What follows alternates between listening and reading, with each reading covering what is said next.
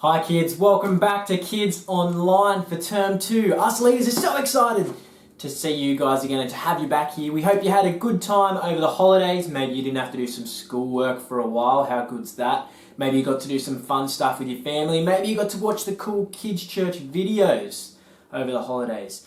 But we're back this term to start learning about a book in the Bible called Esther.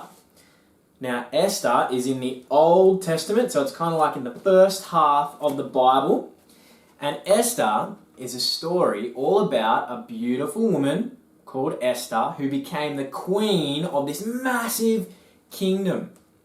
And it's about her wise cousin called Mordecai who gave some really good advice.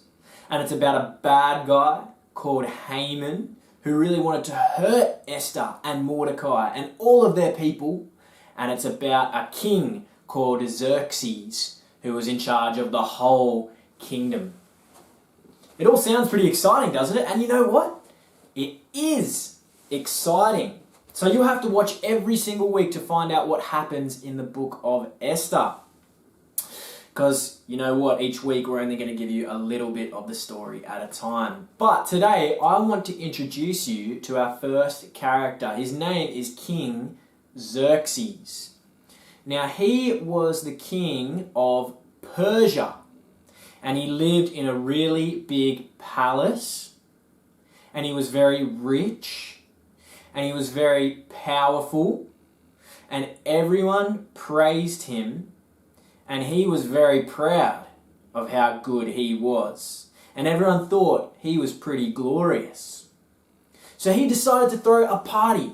The best party you've ever seen. And it went for 6 whole months. That is a long time. And he invited all the most important people in his whole kingdom to his party because he wanted to show off. It says in Esther chapter 1 verse 4, for 180 days... that's Xerxes, he showed off his wealth and spent a lot of money to impress his guests with the greatness of his kingdom. And you know, the thing that Xerxes wanted to show off more than anything else in his whole kingdom was his wife, Queen Vashti. Now, you know, Queen Vashti, she was very beautiful, so he wanted everyone in the kingdom to look at her and think how great he must be because he was married to the beautiful Queen Vashti. So he called for her to come. He got his servants to go and get her and bring her so he could show her off at this big party. And do you know what Queen Vashti said? She said, no. I know, pretty shocking. Imagine how angry Xerxes must have been because he was supposed to be such a powerful and great king. And his wife didn't listen to him. So he asked his most trusted advisors, what should I do? And his trusted advisors said that you should make a law that would keep Queen Vashti from ever seeing you again. Then you could let someone who respects you be queen in her place.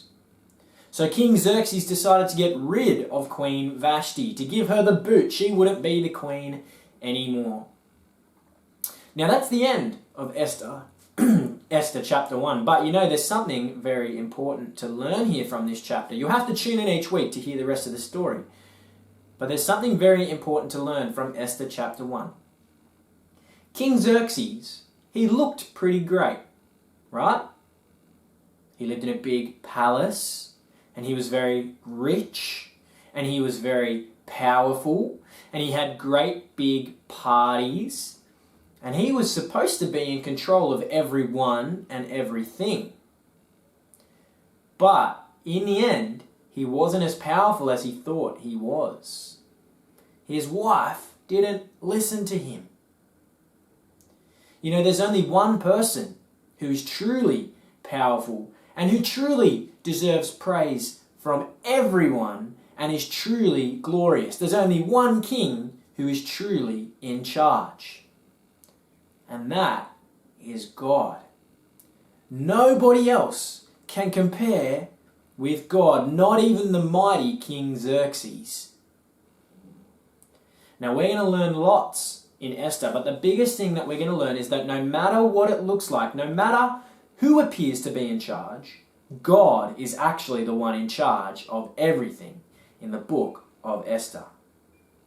Now there's some activities that you guys can go and do on Kids Online now. So go ask your parents if they can help you get access to those activities because they're a lot of fun. And there's also a Mother's Day craft that you can do for your mum or for your grandma or for a mum that you know or for someone who's been like a mum to you or just for someone who cares for you. You can do that craft and give that to them as well. So enjoy those activities and we'll see you next week to find out what else happens in the story of Esther.